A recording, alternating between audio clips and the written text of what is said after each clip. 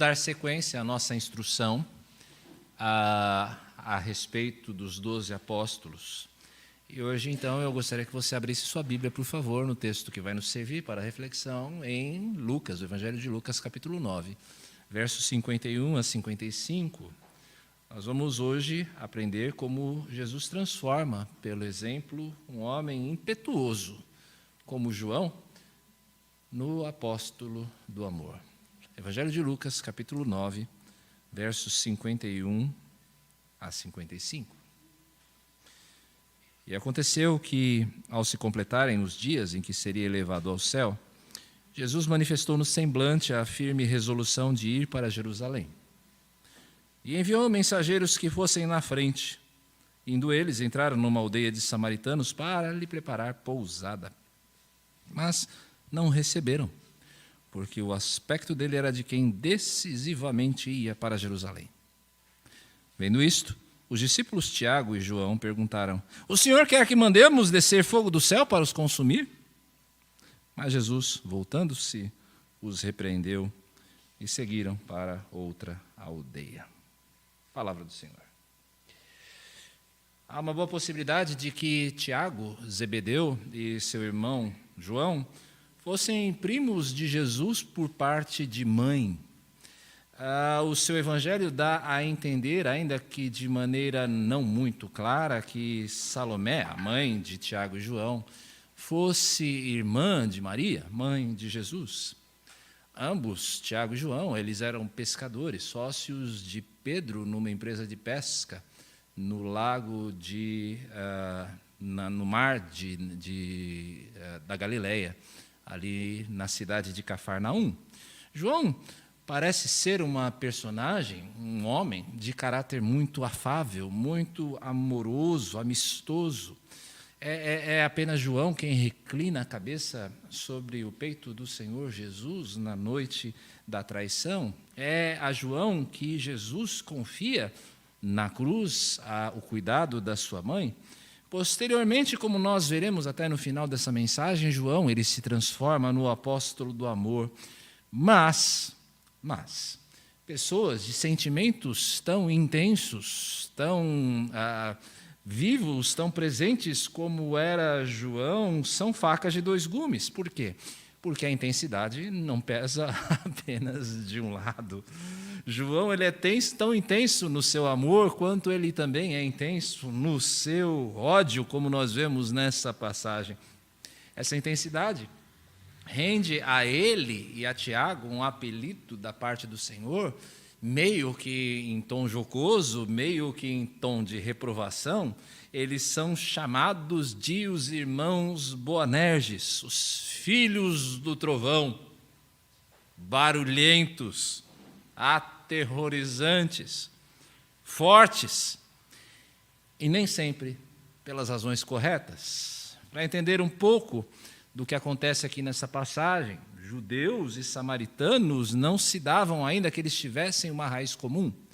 Depois dos dias do rei Salomão, o reino de Israel, o Israel bíblico, se dividiu em duas porções, uma ao norte, que manteve o nome de Israel, e outra que ao sul, Judá. Essa divisão não foi apenas uma divisão política, na verdade, mas ela também se manifestou numa divisão espiritual.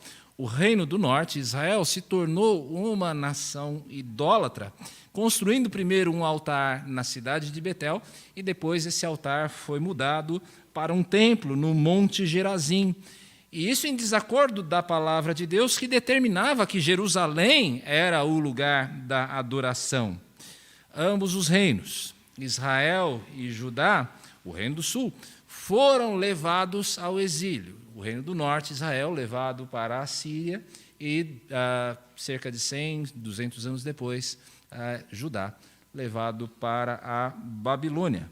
Judá retornou com a sua identidade preservada, mas Israel, ou Samaria, que era a capital, voltou como um povo misto, um povo de uma cultura misturada, miscigenada, um povo sem uma identidade pura. E esse antecedente histórico é a razão porque judeus e samaritanos nutriam entre si um ódio intenso, uma história de ressentimentos que foi construída ao longo de toda a história, a tal ponto que os judeus evitavam passar por Samaria. Eles evitavam ter qualquer tipo de contato com os samaritanos. Eles davam uma volta tremenda para não cruzar com os samaritanos. Certa vez, você lê isso no Evangelho de João, no capítulo 4, Jesus foi ao sul de Samaria, onde ele foi até que bem recebido ali pela população de Samaria. Houve uma receptividade muito boa à mensagem que ele pregou ali. Aqui, nessa passagem, ele está saindo da região norte, ele está saindo da Galiléia, ele está indo rumo a Jerusalém, e ele deseja cruzar Samaria. Mas se você se lembra do mapa de Israel, você sabe, você tem ao norte, Jerusalém ao sul e Samaria no meio. Ele pretende não desviar de Samaria, mas cruzar a terra dos samaritanos. Então, Jesus envia os seus discípulos para preparar pousada, estadia para ele, mas os samaritanos, indispostos também com os judeus, rejeitam a hospitalidade. E se você considera a cultura do Oriente Médio, esta é uma ofensa gravíssima. A hospitalidade para os povos do Oriente Médio é, até hoje, um valor muito arraigado, muito presente na vida desses povos. É importante dizer aqui para nós, lembrarmos que a rejeição nessa passagem não é uma rejeição à mensagem de Jesus. Eles não estão rejeitando as mensagens, até porque Jesus não tem nem a oportunidade de falar ali. É uma rejeição ao próprio Jesus. Uma rejeição que é motivada pelo preconceito. Ainda assim, mesmo que essa não seja uma rejeição contra a mensagem de Jesus, não deixa de ser uma oposição obstinada contra Cristo e a perda de uma oportunidade dada aos samaritanos de conhecer, de se encontrar, de conhecer aquele que veio para nos libertar, para nos salvar, independente da origem de quem o recebe. Os samaritanos perdem essa oportunidade. Essa é a chance que aquelas aldeias de samaritano perderam e que muitos hoje também perdem por causa do preconceito que nutrem contra nós, cristãos, testemunhas de Jesus. João e Tiago, diz o texto, não lidam muito bem com essa oposição. Eles perguntam se não é o caso de que o Senhor derrame sobre os samaritanos a sua ira em forma de fogo caindo do céu. Mas esse não é o Espírito de Jesus. Este não é o Espírito de Jesus, como outras traduções, eu acredito que alguns de vocês aí as têm, revista atualizada, revista corrigida, trazem. Eles utilizam, eles têm essa diferença textual, vale aqui o parênteses, por quê? Porque revista atualizada e revista corrigida usam de outros manuscritos, que a Nova Almeida atualizada, o texto que nós estamos aqui, preferem rejeitar. Por isso, se você está lendo numa dessas versões, esse texto está entre colchetes. Por quê? Porque ele não está presente em todos os manuscritos mais antigos do Novo Testamento. Fecha o parênteses aqui. Tá? Simplesmente para dizer que esse trecho nos fala que esse não é o Espírito de Jesus Cristo, o mesmo Espírito que animava Tiago e João. Jesus vai ensinar João, Tiago, você, a nós lidarmos com a resistência de maneira adequada. Por isso, o tema da nossa mensagem hoje é aprenda com Jesus a lidar com a oposição. Aprenda com Jesus a lidar com a oposição. 3 lições a partir do exemplo de Jesus. Primeira lição, a oposição não muda a disposição. Segunda lição, a oposição não muda o coração.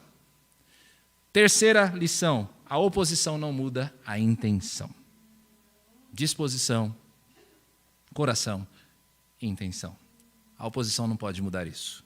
Nós vamos aprender primeiro que a resistência dos homens não tem o poder, preste bem atenção, não tem o poder de alterar o propósito que Deus colocou em nossos corações. A oposição não muda a disposição. A oposição aqui nessa nossa passagem, meus irmãos, não é capaz de deter ou de frustrar Jesus, porque Jesus tem a exata noção de onde ele está indo e de como ele pretende chegar lá. A oposição não pode frustrar Jesus porque ele sabe onde ele está indo e como ele vai fazer para chegar lá. Jesus está indo para Jerusalém, diz o texto, com tudo o que isso significa, e nós sabemos o que isso significa. Prisão, morte, ressurreição. E Jesus também sabe o caminho para chegar ali em Jerusalém. E o caminho para chegar ali em Jerusalém é por Samaria. Jesus tem um propósito dado por Deus e ele cumpre esse propósito voluntariamente e nada nem ninguém pode detê-lo. Um homem sem um propósito, o puritano Thomas Carlyle escreveu, um homem sem um propósito é como um barco sem leme. Um homem sem um propósito é como um barco sem leme. E se o barco em que você está perde o leme, ele simplesmente vai vagar ao sabor das ondas, ao sabor do vento, sem um destino certo. Propósito, meus irmãos, tem a ver com a clareza de nós sabermos para onde nós estamos indo, o que é que nós pretendemos realizar e qual o resultado que nós iremos obter. Propósito tem a ver com essas três coisas. É por isso que Jesus vai a Jerusalém. Ele sabe que ele precisa ir para ali para cumprir o plano eterno de salvação que o Pai estabeleceu. E é por isso também que Jesus quer passar por Samaria. Porque ele poderia muito bem fazer como todo judeu e desviar de uma região hostil, mas ele sabe muito bem que os propósitos do Pai, naquilo que ele haveria de fazer, transcendem em muito os limites da Judéia. Por isso é que ele quer passar por Samaria. Jesus veio para salvar pessoas de todas as origens, de todas as nações, independente de raça, independente de língua, independente de cor, independente de situação social. Jesus veio para salvar todo aquele que nele crê, independente da sua origem. E é por isso que Jesus sabe que ele precisa passar por Samaria. Meus irmãos, a nossa resolução ela é tão mais firme quanto mais claro, quanto mais certo é o propósito. Jesus sabe que ele pode enfrentar a resistência dos samaritanos. Jesus sabe que ele pode enfrentar a oposição dos judeus. Jesus sabe que ele pode enfrentar os romanos e a sua violência. Jesus sabe que ele pode enfrentar a covardia dos seus amigos, a traição de Judas, a cruz, a vergonha, a humilhação, o inferno. Por quê? Porque a promessa do Pai é certa. A promessa do Pai é certa. A palavra, meus irmãos, é a base, e a base é sólida. É aí que nós precisamos aprender com Jesus. Para onde é que você está indo? Para onde você está indo? Qual é o seu destino? Você crê que pode chegar lá? Assim como Jesus? Eu não estou falando dos seus propósitos aqui com P minúsculo. Eu não sou um coach. Não estou falando aqui da sua carreira bem-sucedida ou de quanto dinheiro você quer acumular até os seus 50 anos de idade. Eu estou falando do propósito com P maiúsculo.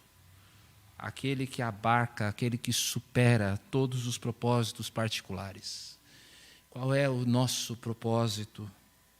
Qual é a nossa direção? Para onde eu e você estamos indo, nós os que cremos, o nosso propósito, o nosso lugar de chegada, assim como aconteceu com Jesus, é Jerusalém. Mas no nosso caso, a nossa Jerusalém é a Jerusalém celeste.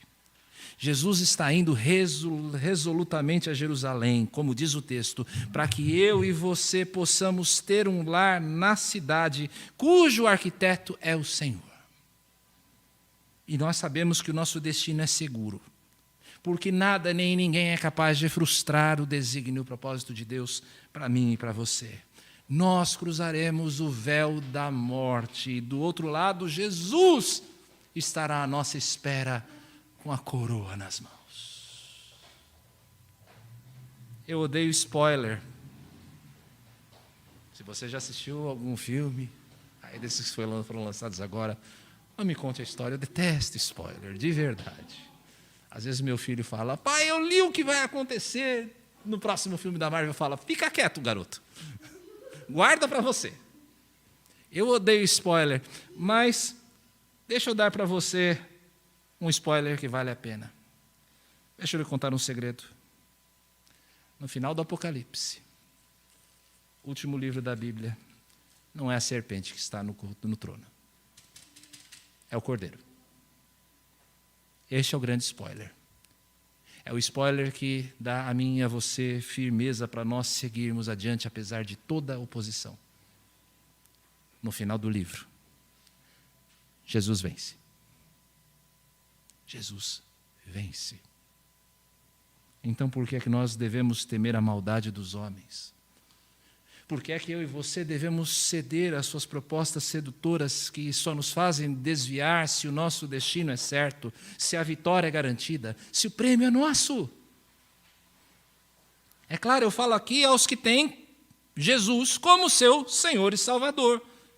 Se você ainda não conhece, não reconhece Jesus como único caminho ao Pai, ou não a sua justiça, não a sua religião, ou se você já o fez, se você já reconheceu a Jesus como seu Salvador, mas você continua a viver uma vida de pecados, uma vida sem arrependimento algum, o seu destino é outro. Se você não reconhece Jesus como seu Senhor e Salvador, o seu destino não é a Jerusalém Celeste, ainda. O seu destino é outro. Mas ainda há tempo. Esse é o dia aceitável. Esse é o tempo da graça do Senhor. E o caminho para Jerusalém, meus irmãos, passa por Samaria. Significa nós termos um amor tão grande pelos que estão sem Cristo, que esse amor nos move a participar da vida de pessoas que, de outro modo, eu e você gostaríamos de ver bem longe. É entender que Deus tem um propósito para nós, para mim e para você como sua igreja, e um propósito na vida de muitos que ainda precisam do Evangelho. Deixa eu contar para você quem é que precisa do Evangelho. Aquela etnia que você despreza. O presidiário que cometeu um crime bárbaro. O parente ou o amigo que te feriu ou que te traiu. O dependente químico, que vive na Cracolândia como um morto-vivo. O miserável que está na sua calçada, de quem você não aguenta nem mesmo o cheiro. O rico que te oprime. Numa praga que assolou Roma, os cristãos causaram uma impressão muito poderosa, porque eles iam à cidade socorrer os enfermos, enquanto os próprios romanos fugiam da cidade, ou então eles dispensavam nas ruas os seus doentes. Os mesmos enfermos que os cristãos socorriam eram aqueles que antes vibravam com a morte deles nas arenas. Por quê? Porque esses cristãos conheciam o seu propósito. Esses cristãos faziam o que faziam, socorrendo aqueles que os perseguiam e que os intimidavam, quando todos os outros faziam o contrário, porque eles conheciam o seu propósito, eles sabiam para onde estavam indo. A oposição, meus irmãos, não é capaz de vencer a disposição de quem sabe para onde vai, e da mesma maneira a oposição não é capaz de vencer quem conhece a sua identidade. A oposição não muda o coração. Mesmo as pessoas mais tranquilas e gentis, algumas vezes, podem ser dominadas pela amargura que surge no decorrer de um combate. É tanta imoralidade, meus irmãos, que nós vemos hoje. Tanta blasfêmia, tanta injustiça, que é muito fácil de você ceder à tentação de tornar cada oração um salmo imprecatório. A tentação é muito grande. No calor da batalha, nós nos esquecemos de quem nós somos, de que fibra eu e você fomos feitos, e nós então começamos a ceder ao lado negro da força. Você se lembra, por falar nisso, do Retorno de Jedi? Luke vai enfrentar o pai, Darth Vader. E se você não sabia que o pai de Luke é Darth Vader, desculpe pelo spoiler, mas o filme é lá de 83, salvo engano, né? Então, acho que já deu, né? Luke vai enfrentar Darth Vader, o seu pai, e o imperador Palpatine, não apenas para libertar a galáxia, mas para tentar resgatar o pai, porque ele sente que ainda existe alguma bondade nele. Mas as provocações do imperador e o calor da luta com o pai começam a dominar Luke. Então, quando o pai já cai derrotado, Luke continua a golpear, e golpear, e golpear, e todo o ódio fluindo dele, até que ele corta a mão do pai.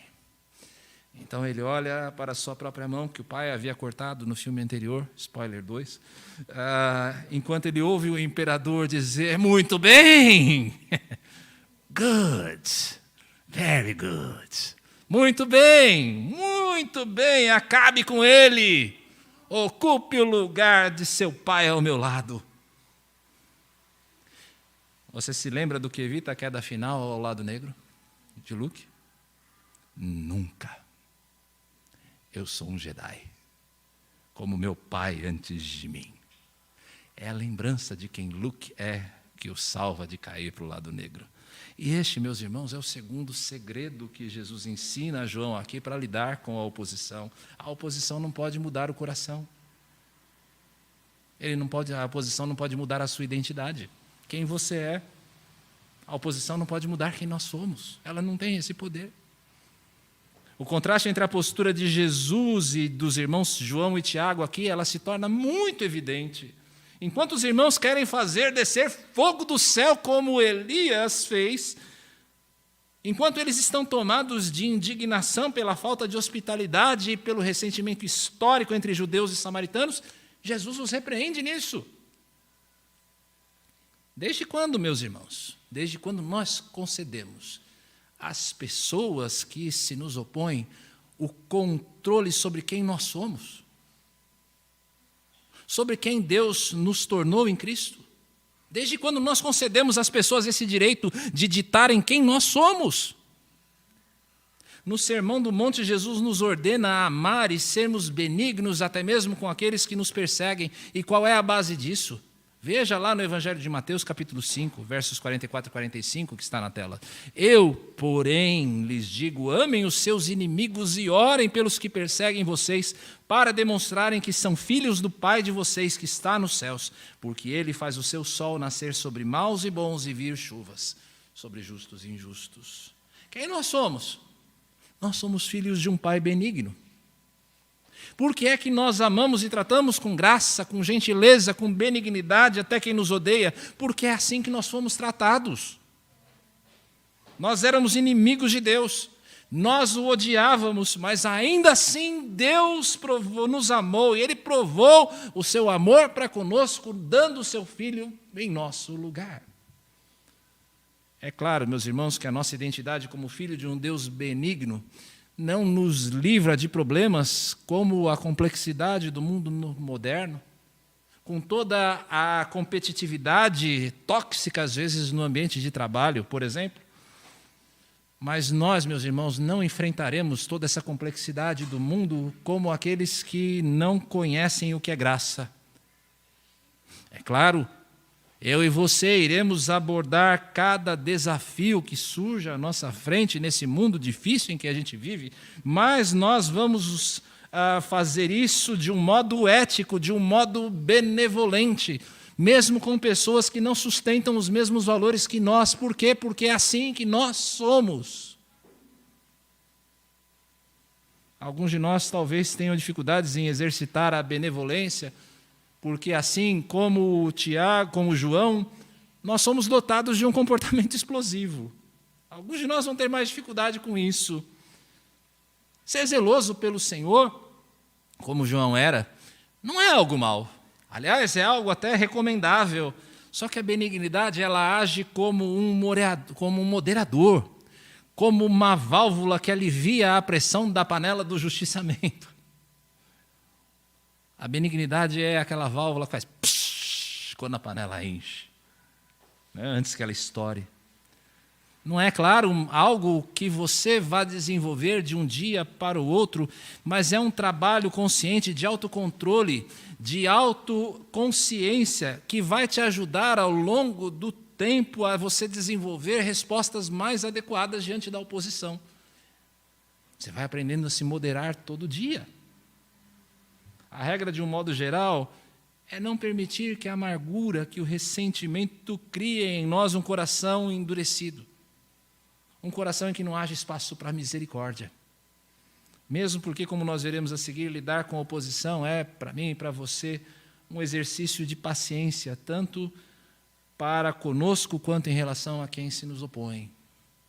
A oposição não muda a intenção.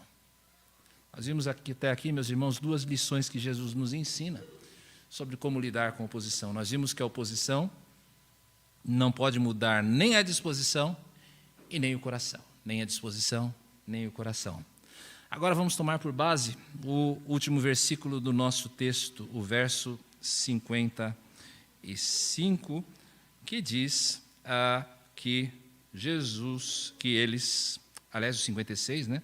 Jesus e os seus discípulos seguiram para outra aldeia.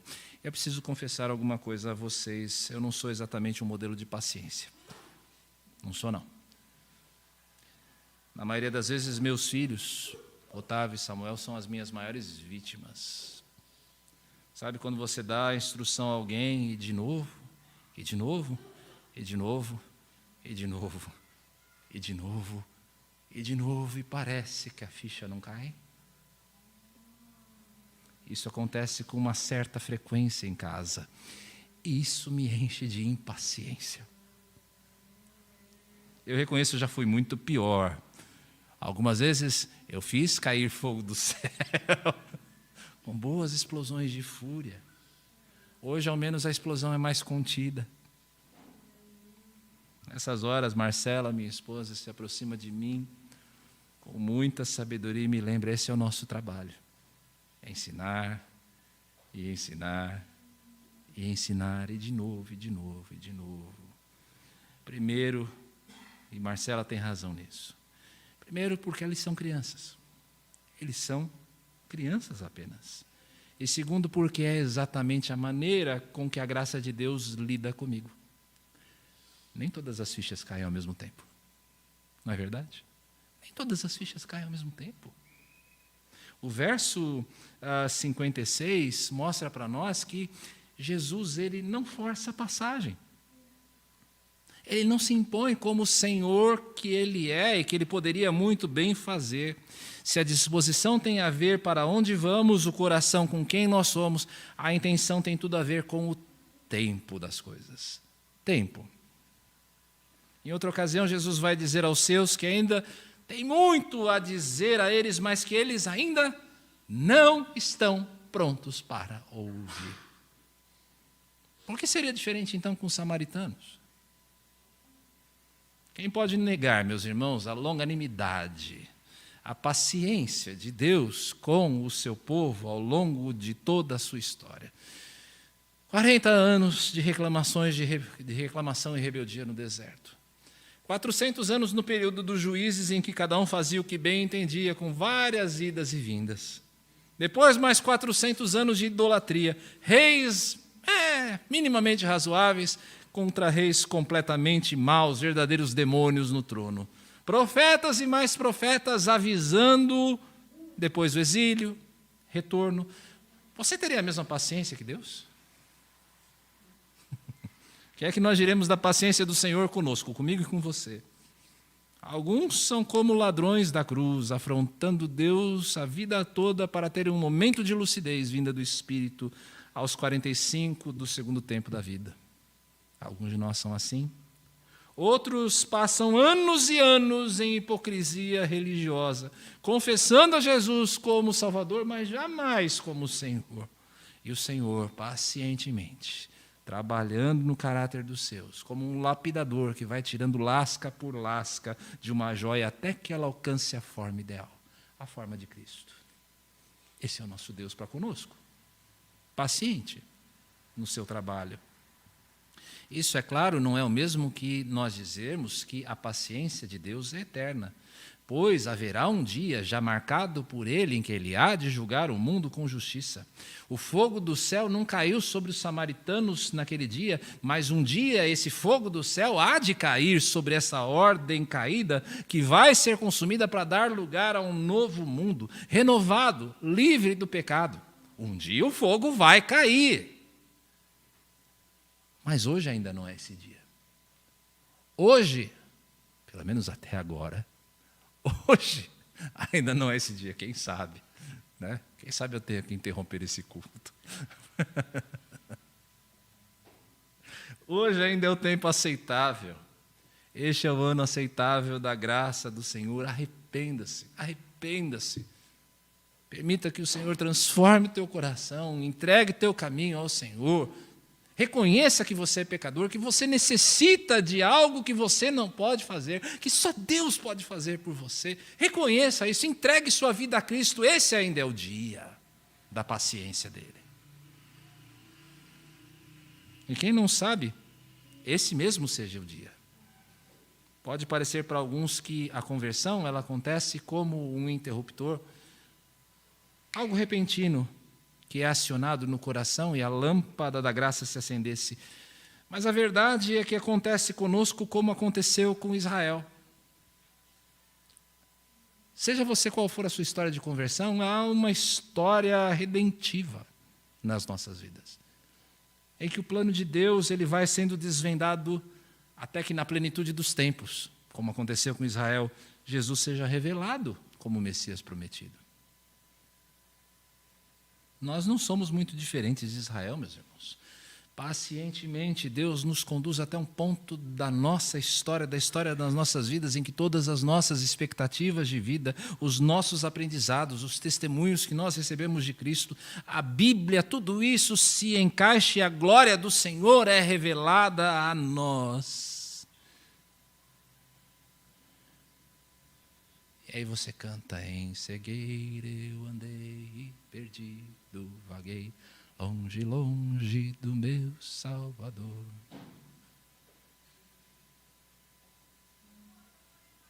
Em um momento tudo começa a fazer sentido. Quem sabe hoje não é o dia. Vinícius, Tiago, João, Gustavo. A oração dos seus pais, prestem atenção nisso. A oração dos seus pais é que isso venha acontecer com vocês. Todo o cultivo em casa, o esforço que eles fazem de trazer vocês até a igreja, os momentos de oração ao redor da mesa, o culto familiar, a nossa oração é que isso passe a fazer sentido para vocês. E a fé que os seus pais têm, passem a ser também a fé de vocês. Talvez a miniatura do nosso vídeo tenha chegado até você na página principal do seu YouTube. Ou o Reels dessa mensagem, o cortezinho dela, tenha chegado até você no meio de tantos outros no Instagram, que você estava lá sentado e passando. E aí você ouviu e alguma coisa chamou a atenção e você clicou. Você não arrastou para cima. Você parou e ouviu porque alguma coisa chamou a sua atenção. Talvez uma imagem ou a música de fundo. Talvez a figura do pregador. Quem é que sabe? Por que cargas d'água você clicou? Talvez porque você tenha se sentido atraído, porque de algum modo você ouviu uma resposta de alguma coisa que você trazia no teu coração. Pergunta a você, você acha que é por acaso? Você acha que é por acaso? Mas de um modo especial esse texto fala a nós, a mim e a você enquanto discípulos. Nós precisamos lembrar, meus irmãos, ao tempo da semeadura e ao tempo da colheita. A oposição de hoje pode muito bem ser a aceitação de amanhã. Quem diria que Paulo de Tarso, aquele que assolava a igreja, haveria de ser o maior missionário que já existiu? Nós precisamos nos perguntar o que é dado para mim e para você, o que é dado para nós fazermos hoje. Não se pode apressar o resultado porque que Deus já determinou, mas nós podemos cumprir com fidelidade o chamado das oportunidades presentes. Meus irmãos da Antioquia, nós temos aproveitado mesmo as portas que Deus nos abre. O que você pode fazer hoje em prol do reino, e por hoje eu estou dizendo no seu círculo de amigos, na sua casa, no seu ambiente de trabalho. O que é que você é chamado a fazer? A semeadura é nossa, a colheita é do Senhor. Nós semeamos, o Senhor dá o fruto. Em alguma medida, a oposição precisa ser enfrentada agora, sem demora? Será que nós precisamos enfrentar a oposição em alguma medida, sem esperar? Sim, sem dúvida. Sem descartar, é claro, tudo aquilo que a gente já falou sobre benignidade, nós não podemos esquecer que o cristão, antes de tudo, é um soldado em combate. E se o inimigo avança atacando as nossas fronteiras, nós não podemos simplesmente abrir os portões. O erro e a heresia precisam ser denunciados. As ideologias progressistas vindas do inferno precisam ser atacadas, não por força, não por violência, mas pela palavra, bem manejada, bem dividida, pela verdade incontestável que vem de Deus. Nós temos de ter a ousadia de nós nos corrigirmos aqui, uns aos outros, e chamarmos uns aos outros a uma vida de santidade diante de Deus. Não use da paciência, preste bem atenção, não use da paciência como um substituto ou uma justificativa para a covardia. São coisas bem diferentes. João era certamente um homem apaixonado. Mas é maravilhoso que a sua paixão tinha um alvo, Jesus. E esse amor que ele nutria o transformou. Atos 8 nos fala da chegada do Evangelho a Samaria, o mesmo lugar que antes rejeitou receber Jesus. E quando o Evangelho chega até ali, pelas mãos, pelo trabalho de Filipe, não o apóstolo, não aquele que nós vamos ver na semana que vem, mas Filipe, o diácono, os apóstolos enviam para ali 2 entre eles, entre o grupo dos apóstolos, entre os 12. Um é Pedro, o outro é João. João e Pedro anunciam o Evangelho aos samaritanos. E agora, aquele povo que antes não era povo, agora se torna povo de Deus. Algo que seria absolutamente impensável se naquele dia Jesus não tivesse ensinado pelo exemplo que a oposição não pode mudar nem a disposição, nem o coração e nem a intenção. Um pouco mais sobre João antes de nós terminarmos. Detalhe estatístico. Pesquisei quantas ocorrências há de palavras relacionadas a amor no Novo Testamento. Palavras como amor, amado, amigo ou assemelhados. A literatura de João, o Evangelho de João, 1ª, 2ª, 3ª e o Apocalipse, a literatura joanina representa 41% das ocorrências da palavra amor em todo o Novo Testamento. 41%. Ninguém falou tanto de amor no Novo Testamento como João. Segundo a tradição, meus irmãos, João foi o único entre os 12 a ter morte natural. Essa é a tradição da igreja. Já a idade avançada, mal conseguindo se colocar em pé, João era carregado até a frente da igreja para dizer nada além de filhinhos, amem uns aos outros. Era só isso que ele dizia. Os seus discípulos, já cansados de ouvir sempre a mesma coisa, perguntaram certa vez: mestre, por que o Senhor sempre diz a mesma coisa?